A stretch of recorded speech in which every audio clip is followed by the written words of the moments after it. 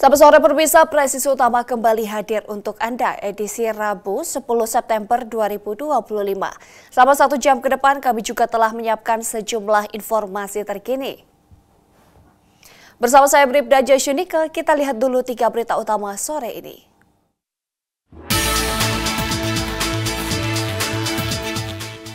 Tim Subdit 4 Tipiter Ditreskrimsus Polda Papua melakukan penyidikan terhadap dugaan tindak pidana di bidang pertambangan mineral dan batu bara.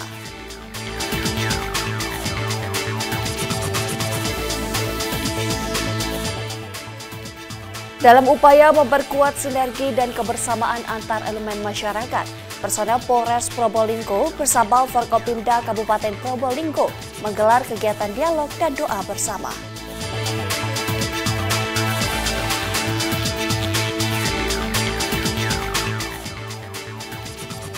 Satres Narkoba Polres Morowali Utara berhasil mengamankan 3 pelaku dan sejumlah barang bukti sebesar 23 paket sabu.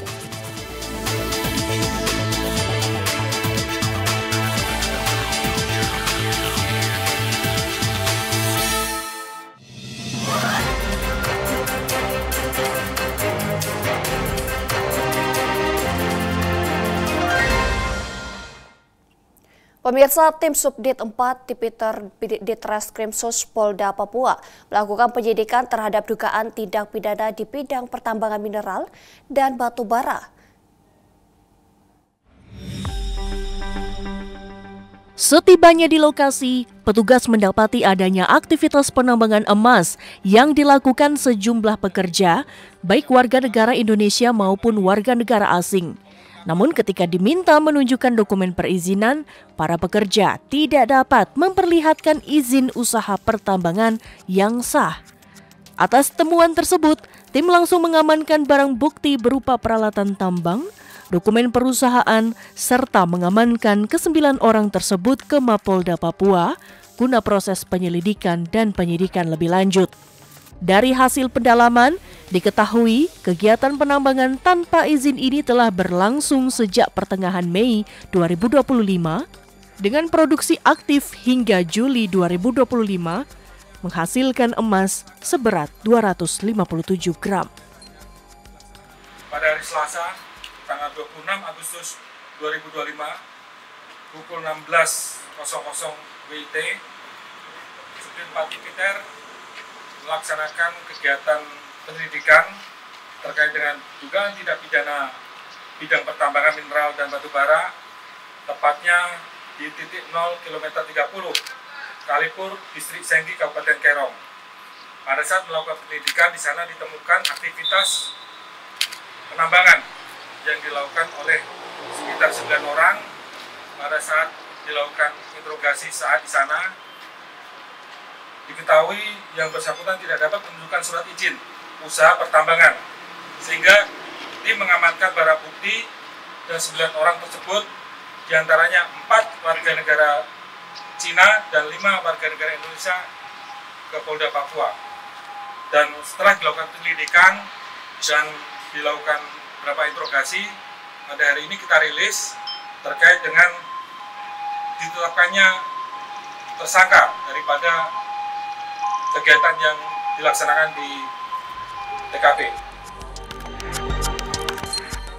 Kombes Cahyo juga menambahkan bahwa pihaknya akan terus berkoordinasi dengan instansi terkait, termasuk pihak imigrasi dan Kementerian ESDM, guna memastikan proses hukum berjalan transparan dan profesional.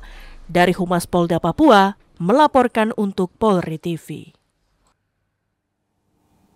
Pemirsa, kasus pembunuhan yang menewaskan seorang pria di kios bensin kawasan Desa Sukapura, Kabupaten Probolinggo akhirnya berhasil diungkap. Satreskrim Polres Probolinggo, Polda Jatim berhasil meringkus 2 pelaku yang ternyata merupakan ayah dan anak.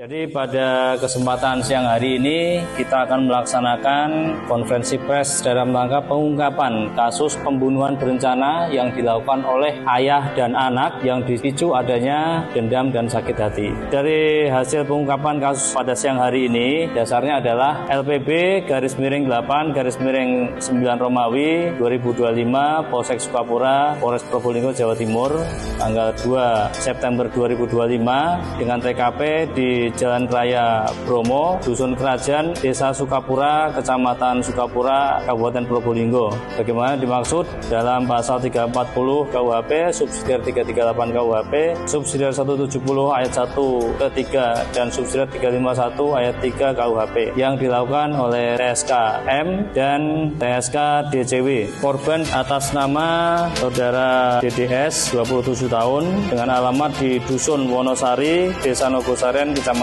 Gading, Probolinggo. Terkait dengan kronologis kejadiannya, sekira hari Selasa tanggal 2 September tahun 2025, tersangka M dan D, ini ayah dan anak, naik sepeda motor untuk membeli buah di Pasar Lumbang. Kemudian keduanya membawa senjata tajam. Adapun rute yang digunakan melewati rumah Saudara Heni, ibu dari mantan istri pelaku. Kemudian ketika sampai di depan rumah Saudara Heni, tersangka D ini sempat menghentikan laju sepeda motornya. Kemudian tersangka M melihat mobil milik korban yang terparkir di depan rumah Saudari Heni. Keduanya melanjutkan perjalanan ke arah Pasar Lumbang untuk membeli buah. Sesampai di sekitar rest area Lumbang, dalam perjalanannya ke arah Sukapura, para tersangka ini melihat mobil korban yang berhenti di pinggir jalan di depan kios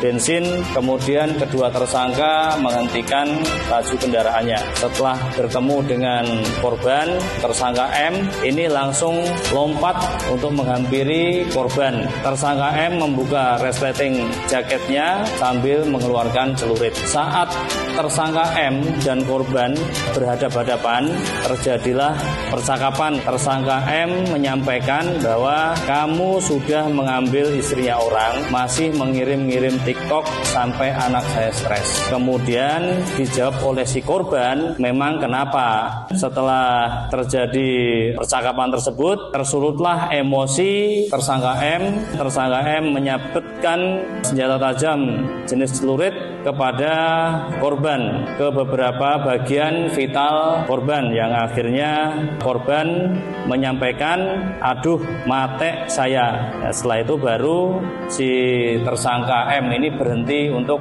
melakukan pembacokan. Setelah dilakukan visum et repertum, kurang lebih didapati 40 luka akibat benda tajam bacokan di sekitar perut, sebelah kiri, punggung, tangan kanan dan tangan kiri yang akhirnya menyebabkan kematian dari korban.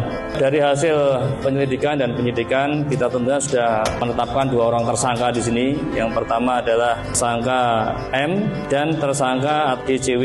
Keduanya adalah ayah dan anak. Atas perbuatannya, kedua orang tersangka ini yang merupakan ayah dan anak kita sangkakan dengan pasal 340 KUHP, subsidiar 338 KUHP, subsidiar 170 ayat 2 ke 3 KUHP dan subsidiar 351 ayat 3 KUHP dengan ancaman penjara seumur hidup atau paling lama 20 tahun. Pemirsa, Satres Narkoba Polres Morowali Utara berhasil mengamankan 3 pelaku dan sejumlah barang bukti sebesar 23 paket sabu.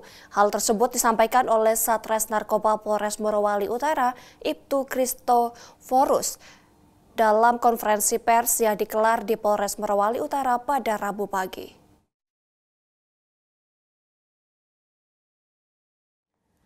Kasatres Narkoba Polres Morowali Utara, Ibtu Kristoforus De Leonardo mengatakan pelaku pertama berinisial JA berusia 36 tahun, seorang petani di Desa Kolaka, berhasil diamankan pada Minggu sore di rumahnya dan berhasil mengamankan 7 paket sabu hingga 1 unit handphone.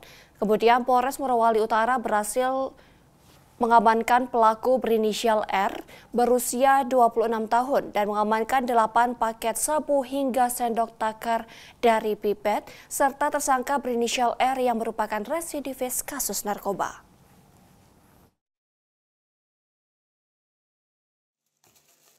Saat ini kami telah mengamankan 3 orang pelaku masing-masing inisial J yang ditangkap pada hari Minggu tanggal 7 September 2025 di Desa Kolaka, Kecamatan Beratas.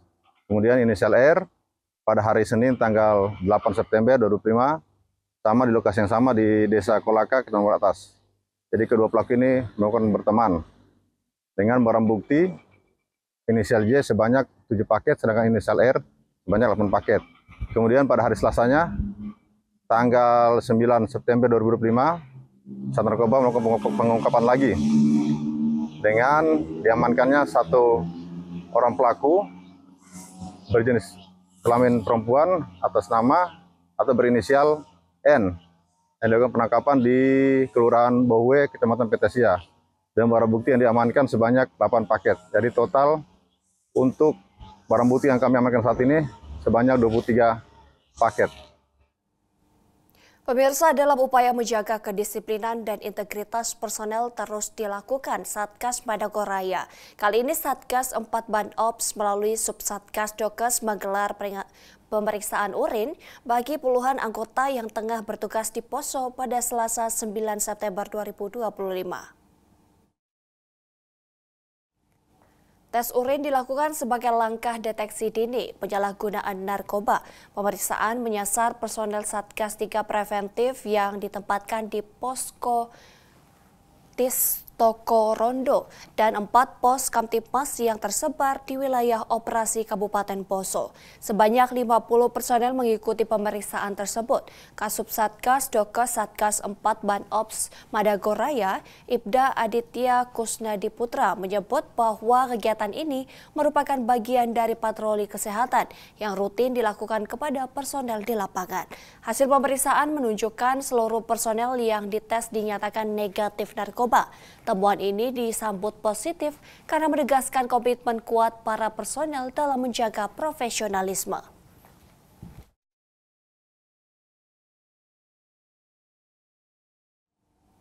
Pemirsa, kami akan segera kembali usai jeda berikut ini.